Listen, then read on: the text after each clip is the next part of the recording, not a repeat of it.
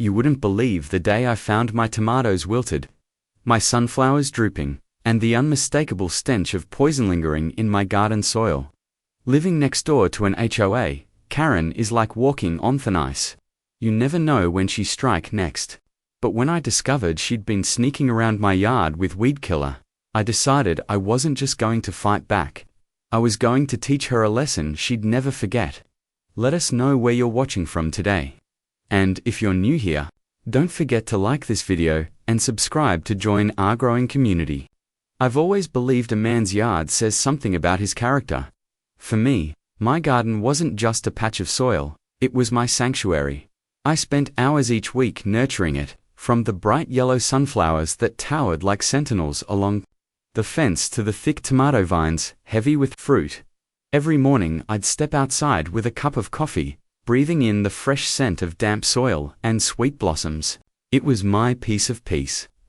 That's why the sight that greeted me one Tuesday morning hit like a gut punch. My sunflowers, once proud and tall, drooped as if someone had taken the life right out of them. The leaves were curling and spotted with strange brown burns. My tomatoes, which had been bright and firm just the day before, looked like they'd been shriveled in an oven. The air smelled faintly chemical, like something sharp had been spilled across the dirt. I knelt down, running my fingers over the dry, lifeless stems. Something was wrong, terribly wrong. I spent an hour checking the irrigation system, thinking maybe the hose had leaked or it accidentally over-fertilized. But deep down, I knew better. I could almost feel her eyes on me. Karen. Everyone in the neighborhood knew Karen. She was the kind of woman who treated the HOA like her personal army. Every lawn, every mailbox, every trash can placement had to meet her approval, or else. I'd caught her peering over my fence more times than I could count, muttering about yard standards and how my garden looked like a wild mess. But I'd brushed it off. After all, what kind of person takes their hatred of flowers this far? I didn't have to wait long for a clue. As I walked the property line, I noticed faint footprints in the soft dirt by the back fence. Too small to be mine, too fresh to be from last night's rain. The grass along that fence line was dead in a perfect streak, as though someone had sprayed something toxic right under the panels. I picked up a broken plastic nozzle lying nearby, coated with a sticky residue that reeked of weed killer. My stomach turned. She did this. JOEA. Karen poisoned my garden. Anger burned through me hotter than the July sun. That garden wasn't just a hobby. It was my pride, my hard work, my therapy after long days. And she'd ruined it because it didn't look like her precious manicured hedges and lifeless stone paths. I stormed into my garage, my hands trembling as I threw the nozzle into the trash. I could almost see her smug face, leaning back in her Adirondack chair, thinking she'd fix the neighborhood by destroying what I'd built. I spent the rest of the day trying to salvage what I could. I pruned, watered, and tried to flush the soil, but the poison had seeped deep. By nightfall, I'd lost half the plants I'd cared for all summer. I sat on the porch, watching the sunset paint the sky orange and purple, and I felt something shift inside me. This wasn't just about flowers anymore. It was about respect, about boundaries.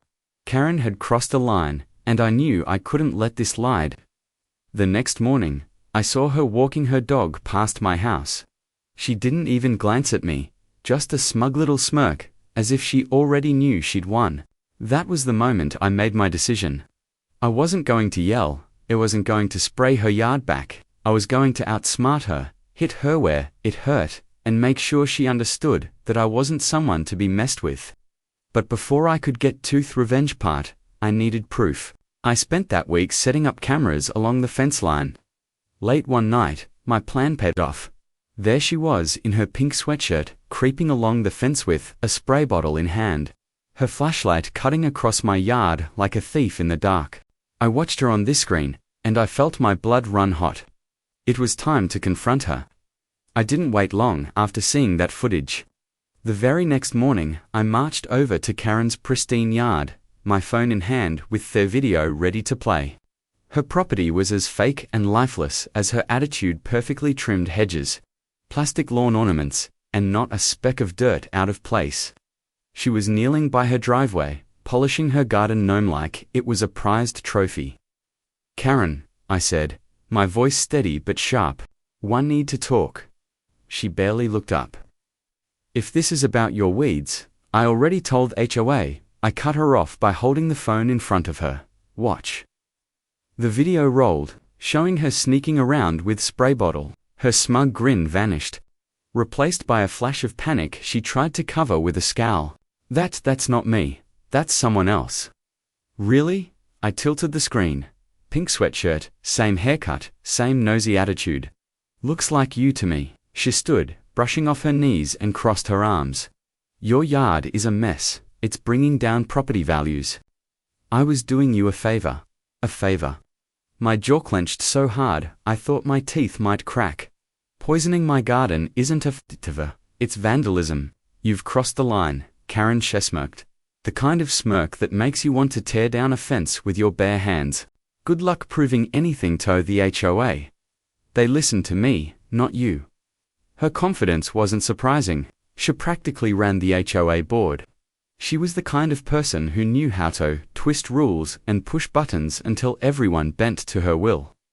I realized right then that confronting her wouldn't enough. I needed a plan that would make her pay, not just in fines or apologies, but in the one thing she cared about most: control. Still, I wasn't going to let her walk away without feeling some heat. "I've got this video," I said, pocketing my phone. "You so much as set one foot on my property again, and I'll take this to the police." Poisoning plants. That's property damage. Think about how the HOA will feel when they see their queen be dragged into a legal mess. She stiffened at that, though her smile didn't waver. "You wouldn't dare try me." I turned on my heel and walked back to my yard, my heart pounding with adrenaline. For a moment, I felt like I'd won something, but I knew better. Karen wasn't the type to back down quietly. She'd be plotting her next move, for I even shut my door. Sure enough, 2 days later, I got a letter from the HOA, a fine. Apparently, my unkempt garden violated the community's landscaping rules. I almost laughed at the audacity. She'd killed half my plants, and now I was being fined for it. I attended the next HOA meeting, hoping to clear things up. The room was full of my neighbors, half of them sipping coffee like it was some kind of Sunday brunch. Karen sat at the front like a queen on her throne, tapping a pen against her folder of violations. "Mr. Turner," she said sweetly when my name came up, "we've had multiple complaints about your garden. It's unsightly, overgrown, and doesn't meet our neighborhood standards." I stood up, my phone in hand again. "Funny you say that, Karen, because here's a video of you sneaking into my yard with a bottle of poison. Maybe we should talk about how that violates the rules." A few gasps went through the room, but Karen was quick. "This is harassment. He's making things up because he can't follow simple rules. Look at his yard, it's practically a jungle." I wanted to talk, but I could see she still had most of them wrapped around her finger. The HOA president, a tired-looking guy named Greg, shrugged and said, "Let's table this discussion and revisit the fine in 2 weeks. Mr. Turner, please bring evidence next time if you have any evidence." That word rattled around in my head on the walk home. I had video, sure, but I needed more than proof of her trespassing. I needed to beat her at her own game, legally and creatively. That night, as I sat on my porch staring at the dead remnants of my once beautiful sunflowers, an idea started forming. Something bold, something Karen couldn't twist to her advantage. If she hated my yard so much, maybe I should give her something to really hate, something she couldn't touch without looking like the villain she truly was. I decided I'd turn my yard into a fortress, not with walls or fences, but with living, breathing armor, thorny vines, hardy, fast-growing plants, that would climb and twist around the perimeter of my property, keeping her far away from anything I cared about. It wasn't just about protecting my garden anymore. It was about sending a message: you don't mess with me, and walk away in scath. I should have known Karen wouldn't take my warning lightly. People like her don't quit. They double down. And sure enough, just a few days after the HOA meeting, I found a bright yellow envelope taped to my front door.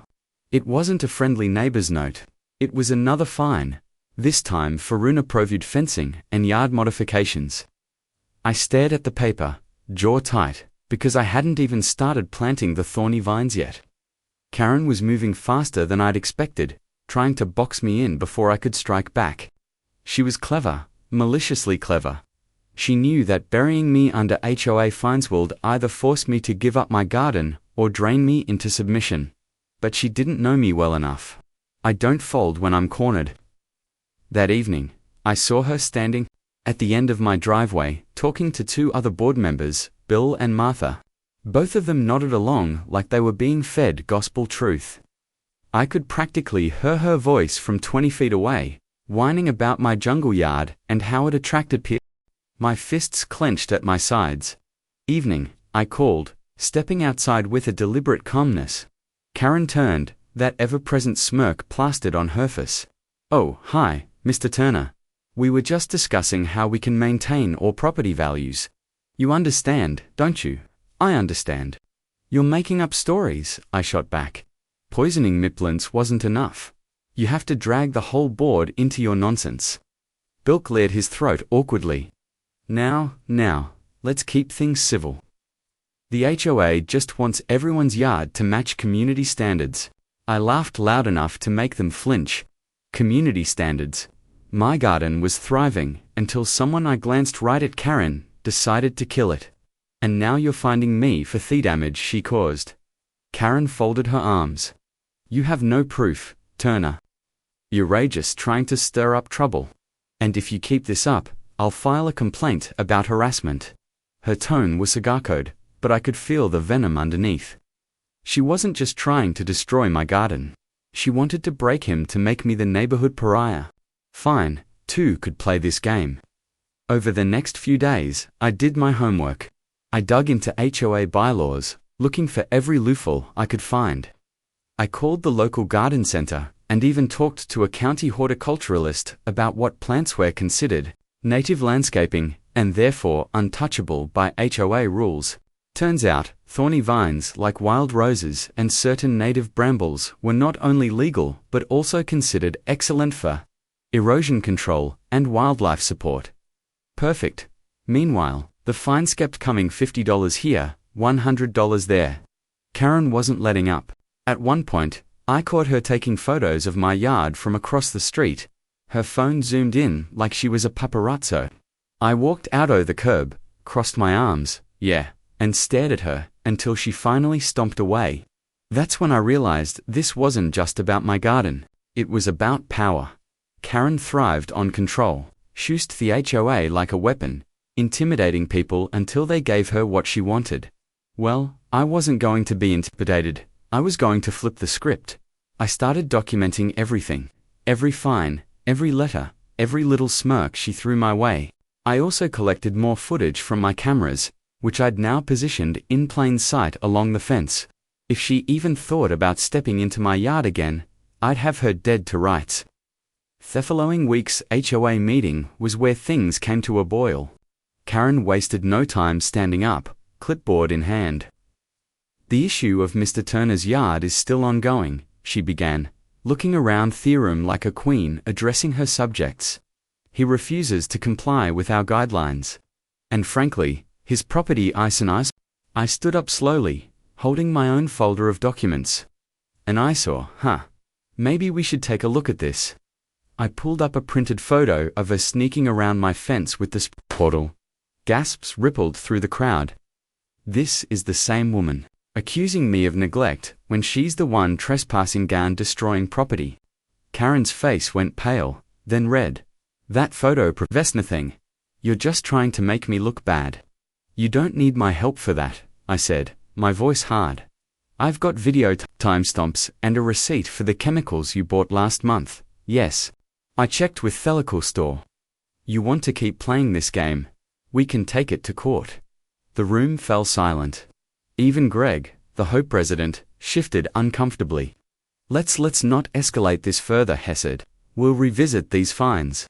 After reviewing the evidence, Karen shot me a glare that could have burned a hole through steel. I knew this wasn't the end, but I could feel the tide turning.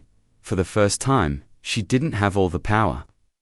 That night, as I sat on my perch with a buyer in hand, I started sketching the layout for my thorny vine plan. Karen wanted a war, fine.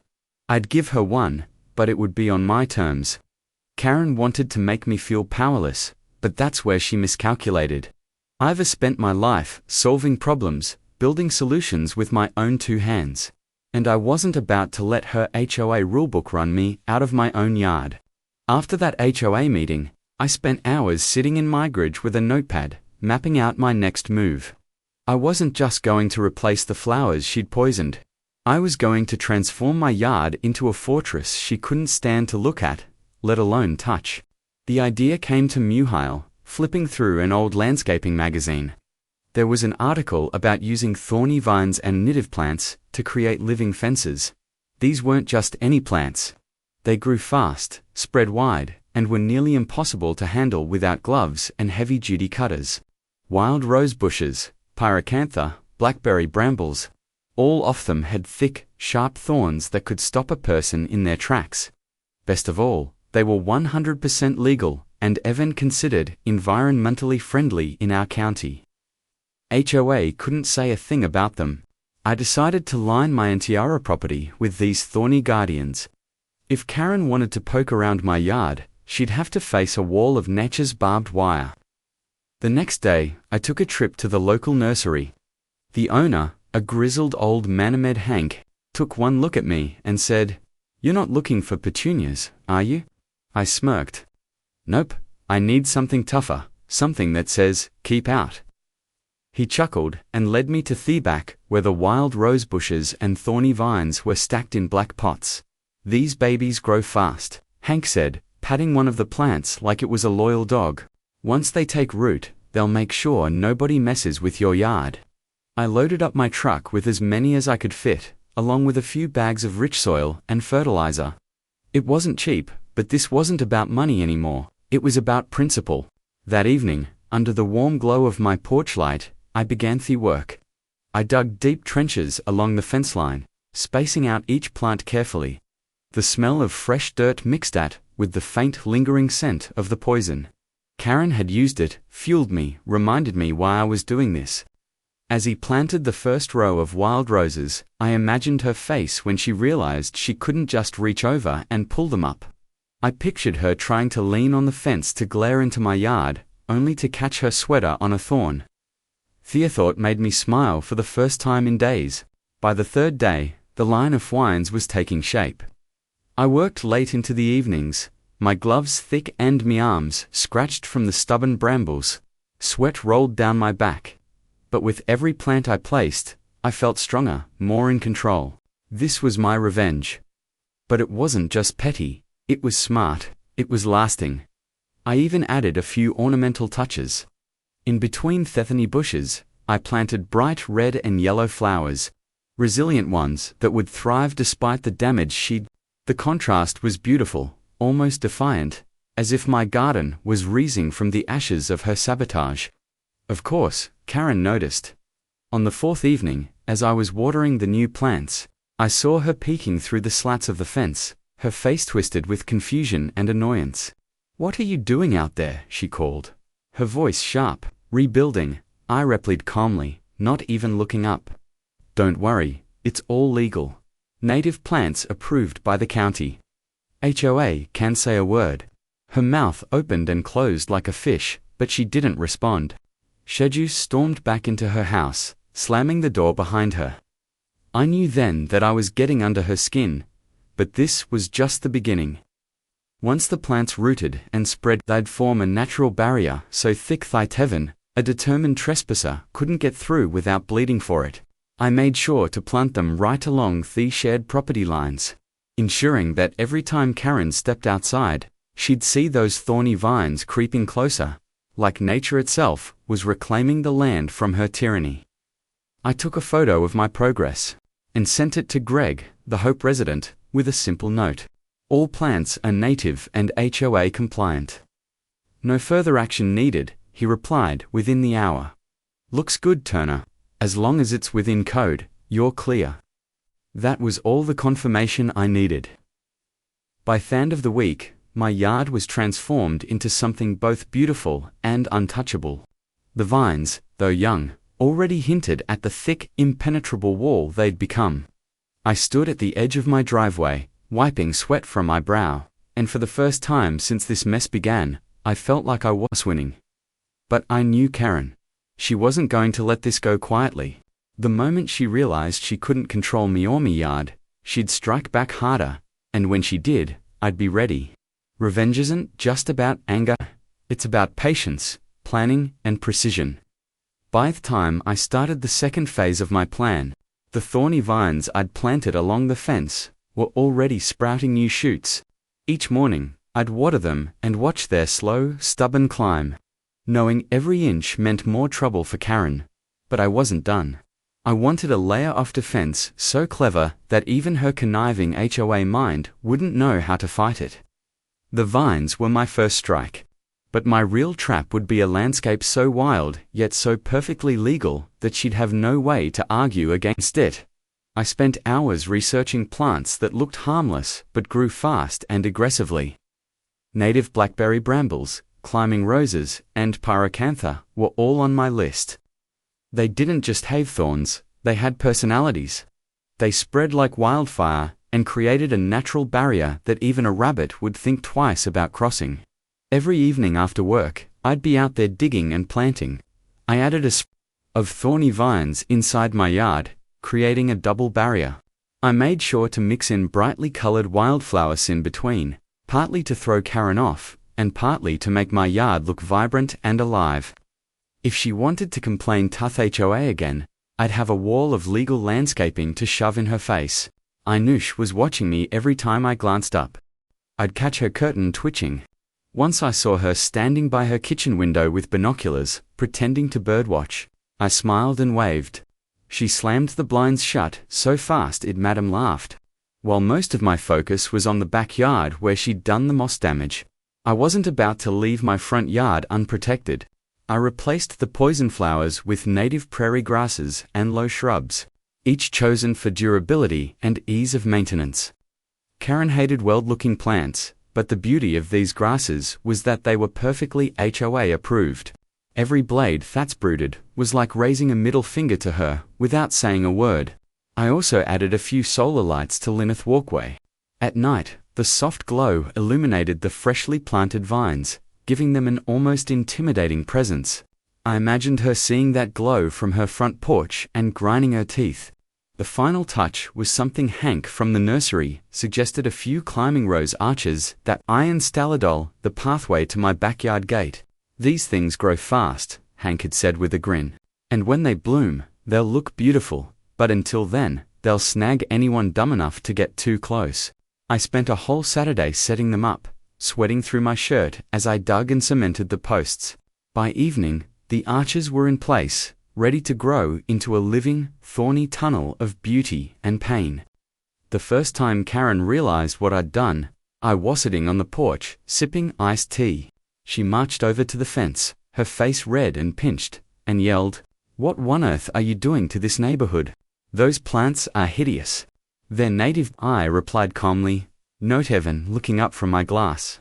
"County approved and HOA compliant." "Want me to forward you the list?" Her jaw dropped like I just insulted her personally. "You can't." "I can." I cut in, and I did so. "If you're thinking about filing another complaint, I'd suggest you save yourself the trouble. Or better yet, stay off my property." She stormed off, muttering something about eyes, and I just leaned back and enjoyed the view of my growing fortress. Over the next week, I made a point of checking my yard at night. I knew Karen was the kind of person who might try to fix things when no one was watching. But with my new security cameras and motion lights, she'd have to be a fool to try. One night, I caught her standing at the property line, flashlight in hand, staring at the vines like they were mocking her. When my motion light flicked on, she froze like a deer in headlights. "Evening, Karen," I called from the porch. "Need something?" She scurried away without a word. By the end of that week, my trap was fully set. Thievens were thriving. The arches were standing tall and the wildflowers were blooming bright. My yard didn't just look alive again, it looked untouchable. I'd turned Karen's sabotage into the very thing that would drive her crazy every time she stepped outside. I took photos of every corner of the yard, sending them to Greg with a cheerful note, just keeping the HOA updated on my beautiful legal landscaping. He responded with a thumbs up emoji, which made me laugh out loud. Karen might still have her precious rulebook, but I had something stronger: creativity, determination, and a yard full of thorns that would make sure she stayed on her side of the fence. It didn't take long for Karen to realize that my thorny fortress wasn't going anywhere. A few days after I finished planting, she came stomping across the street like she was on a mission. I was out front, hosing down my driveway, when she stopped at the edge of my yard and glared at the wall of vines, now curling up and over thick. "This is unacceptable," she barked, pointing at the roses and brambles like I'd personally insulted her. "You can't just turn your yard into a jungle." I calmly turned off the hose and looked at her dead in the eye. "Karen, everything here is native, legal, and HOA compliant. In fact, Greg already signed off on it." She faltered for amendment, clearly not expecting me to have backup from the HOA president. "Well, it's a safety hazard," she said, scrambling for a new angle. "Some young could get scratched. A child could get hurt." "Then maybe you should stay on your side of the fence," I replied coolly. Her face turned crimson. "This is an overturner. I'll take this to the board." "Do what you have to do," I said, leaning on the hose like I had all the time in the world. "Just remember, I have plenty of evidence of your little midnight garden visit. How do you think the board will react to that?" She huffed and stormed off, her little dog scurrying to keep up. But I knew that wasn't the end. Karen never walked away from a fight. She just regrouped. The next week, I started getting letters in my mailbox, anonymous concerns about my yard. One claimed that my plants were blocking the view from the street. Another said they were attracting snakes and vermin. It didn't take a genius to know who was behind them. Karen was trying to rally the neighbors against. I decided to take control of the narrative. One evening, I invited a few of my friendlier neighbors over for a backyard barbecue. I wanted them to see for themselves that my yard wasn't some dangerous, overgrown mess. It was beautiful, vibrant, and carefully designed. As we sat around the grill sipping cold beer and admiring the flowers blooming between the thorny vines, one of my neighbors, a retired fictor named Dave, said, "This is gorgeous. Turner looks like something out of a country magazine. Who's complaining about this?" I didn't even need to answer. Everyone knew who. A few days later, I caught Karen in the act of trying to trim the vines from her side of the fence. She had a pair of garden shears and was hacking away like she was in a war zone. I stepped outside and leaned against the porch railing. "See ye there," I called out. "Those thorns will tear your hands up if you're not wearing proper gloves." She jumped, nearly dropping the shears. "Your plants are invading my property," she shouted. "Funny, last I checked, that fence is on my property line. If they're growing through, maybe you should take better care of your side," she sputtered, unable to come up with a response. Finally, she slammed the shears down on her patio table and yelled, "I'm calling the HOA, go ahead," I said with a grin. "I'd love for them to see the footage of you trespassing again." The color drained from her face, and she stomped inside. Karen wasted no time calling an emergency HOA board meeting.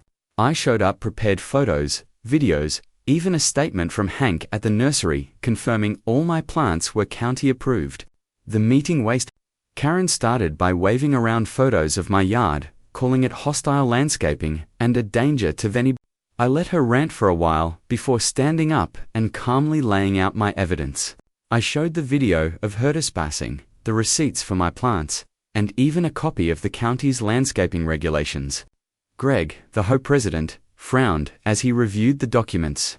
"Karen," he said finally, "everything here checks out. Turner's plants are legal and within HOA guidelines. We can't issue fines." Karen's jaw dropped. But it's ugly. Its beauty is subjective. Greg and unless you can prove an actual violation, this is a personal dispute, not an HOA matter." I leaned back in my chair, watching Karen's face twist with frustration. For once, she didn't have the board eating out of her hand. After that meeting, Karen stopped talking to me altogether. She wouldn't wave when passing by. Wouldn't even look me way. But I knew the silence wasn't peace. It was the calm before the next storm. Meantime, I kept tending to my plants. The vines were growing thicker, the roses starting to bloom in deep red sand pinks. My yard looked better than ever. And every time I saw Karen glaring from her window, it felt like sweet victory. But I wasn't naive. I knew she'd come at me again. And when she did, I'd be ready. I knew the storm was. Karen's silence was never a sign of surrender. It was the quiet of someone sharpening their claws. 2 weeks after our last HOA meeting, I received a certified letter. It was a formal notice from the HOA board stating that there would be a special session to discuss ongoing landscaping disputes and potential neighbourhood hazards. Thelator might as well have had Corin's signature scrolled all over it. I spent that weekend preparing like I was going to trial. Every piece of evidence I'd collected, photos of my thriving garden, timestamps of her trespassing, and Avonlea County landscaping approval documents, was neatly organized in a folder. I wasn't just defending my I was defending my right to live in peace without being harassed by someone who thought she ruled the block. The HOA meeting was held in the community center, a place where folding chairs and stale coffee did little to soften the tension that always filled the air. By the time I arrived, the room was already buzzing. Neighbors were some clearly on Karen's side, others just there for the drama. Karen was front and center, her hair perfectly coiffed, clutching a stack of papers like they were her winning lot. She gave me a smug glance as I walked in, like she'd already decided the outcome. Greg, the HOA president, called the meeting to order. We're here to discuss complaints regarding Mr. Turner's landscaping. Karen. Since you filed the initial grievance, you have the floor. Karen stood, clearing her throat theatrically. Thank you, Greg. I think we can all agree that our neighborhood thrives when we maintain certain standards. Clean lawns, neat hedges, and a sense of uniformity. Unfortunately, Mr. Turner's side has become a thorny nightmare. Quite literally, it's not just unsightly, it's dangerous. Children could get hurt. Pets could get tangled. This wall of thorns, she gestured dramatically, is an attack on our community's values. Murmurs rippled through the crowd. I could see a few heads nodding, but others looked skeptical. I waited until she finished her performance before standing up. Greg, board members, neighbors, my yard is not a thorny nightmare. It's a native eco-friendly landscape. Every plant I've put in is county approved and meets HOA. If Karen here wants to call it dangerous, maybe she should consider staying on her own property where it can't bother her. Karen's face twisted. You're being hostile, Turner. Those plants are practically weapons. I pulled out my folder and calmly handed copies of my documentation to the board members. Here are the receipts for every plant I bought, along with confirmation from our local nursery that these are recommended for soil erosion and wildlife. Here's the county code that states native plants cannot be restricted by HOA landscaping rules. Andy paused, pulling out my trump card. Here is a time-stamped video of Karen trespassing on my property with a bottle-off weed killer. The room went dead silent. Greg raised an eyebrow as he watched the short clip on my phone. Karen, is this true? Karen's face turned crimson. That's not what it looks like. I was just trying to control the weeds that were spilling over the fence. On his side of the fence, I asked, my tone flattened sharp. Martha, one of the board members, leaned forward. Karen, this is serious. If you trespassed and damaged his property, that's beyond HOA jurisdiction. That's a legal matter, Karen stammered. But no words came out. For the first time, she looked cornered. Greg cleared his throat. After reviewing this evidence, it's clear that Mr. Turner is within his rights to maintain his yard as he sees fit, provided it follows county regulations, which it does. As for the trespassing issue, Karen, I strongly suggest you resolve this privately before it escalates further. Karen sat down hard, her lips pressed into a thin, angry line. I didn't smile, but inside, I was glowing. For weeks, she tried to bully me, and humiliate me. Now the tables had turned. As the meeting ended, a few neighbors came over to pat me on the. Dave, the retired firefighter, muttered, "Good on you, Turner." Simiana had to put her in her place. Karen stormed out without saying a word, her heels clicking like gunfire on the tile floor. I watched her go, knowing this battle was over, but the war that was done, too. She wouldn't dare come near me yard again, not with the board now aware of her antics. That night, I sat in my porch, watching the moonlight cast soft shadows over my blooming vines. Thereses had started to open, their petals deep crimson against the dark thorns. My garden wasn't just alive again. It was, and every thorn was a reminder that I'd fought back and won. But I wasn't finished celebrating just yet. I had one more move. One final act that would ensure Karen understood she'd never hold power over me again. After the HO meeting, the neighborhood felt different. It was quieter, calmer, as if a Virione knew Karen's reign of terror had finally hit a wall. I hadn't seen her much since that night, and when I did catch glimpses of her, she avoided eye contact. No smug smirks, no condescending grams, just silence. It was the sweetest kind of victory. But I wasn't about to let my guard down. I knew Karen well enough to know she'd try to save face. So, I decided to finish my plan and make my garden something so beautiful and so untouchable that even she couldn't spin it into a problem. Over the next 2 weeks, I poured every ounce of energy into my yard. The thorny vines had already grown into a thick protective wall along the property line. But now I added splashes of color and charm. Wildflowers danced between the brambles, their yellows and purples glowing in the afternoon sun. I planted more roses along the front walkway, weaving them around trellises until they created a living arch that welcomed anyone who visited. Except, of course, Karen. To top it off, I built a rustic wooden bench in the middle of the garden, right where my sunflowers used to stand. I could sit there in the mornings with a cup of coffee and watch the hummingbirds flit from bloom to bloom. It wasn't just a garden anymore, it was my sanctuary, rebuilt, stronger and prouder than before. One morning, Assie was adjusting the solar lights around the walkway. I saw Karen standing at the edge of her driveway. She looked admired with an expression I couldn't quite read, part anger, part defeat. I walked over, leaning casually on the fence. "Morning, Karen," I said, with a friendly tone that I knew would irritate her. "How's the view from your side? Looks nice, doesn't it?" She huffed. "It's fine, just fine." Then she turned on her heel and went inside without another word. For Karen, that was as close to admitting defeat as I'd ever get. A week later, I got an email from Greg, the HOA president, Turner. It read, "I just wanted to say, your yard looks incredible. A few neighbors even mentioned they're thinking of adding some native plants after seeing yours. Maybe you've started a trend." I laughed at one. I read it. The idea of Karen living on a street where people were inspired by my jungle must have been eating her. It wasn't just about revenge anymore.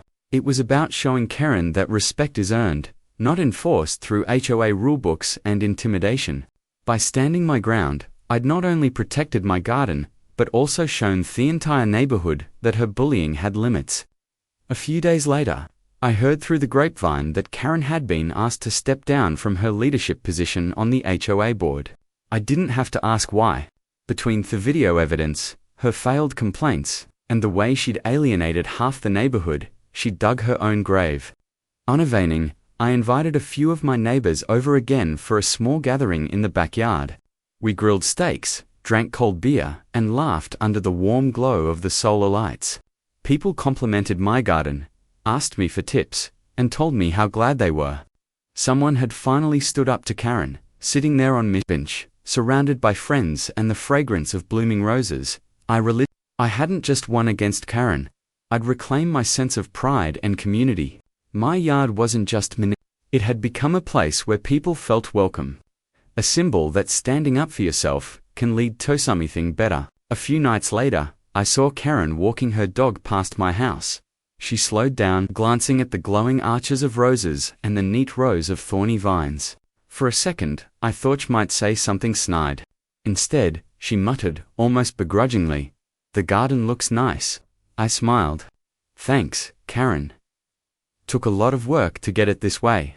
She nodded slightly and kept walking. It wasn't an apology, but it was close enough. Now, Every time I sit on that bench and watch the wind ripple through the flowers, I remember the battle it took to get here. Karen thought she could poison my garden and crush my spirit. Instead, she lit a fire in me that made me yards stronger, brighter, and more unshakable than ever. And as far as I'm concerned, that's the best revenge there is. In the end, this wasn't just about Agaddon or an HOA dispute. It was about standing up for myself and proving that no one, not even someone like Karen, could bully me into silence. My garden is thriving now, brighter and stronger than ever, with every thorn in bloom, standing as a reminder of the battle I fought and won. Karen thought she could poison my hard work, but all she really did was fuel my determination. Life has a way of testing us. And sometimes, those tests come in the form of neighbors who can't mind their own business. But when you stand firm, stay smart, and refuse to let anyone trample over your efforts, you don't just protect what's yours, you inspire others to do the same. If you enjoyed this story of resilience and well-earned revenge, make sure to hit the like button and subscribe for more HOA drama and real-life justice stories. And tell me, have you ever had a run-in with an HOA? Karen, share your experience in the comments below. I'd love to hear your story.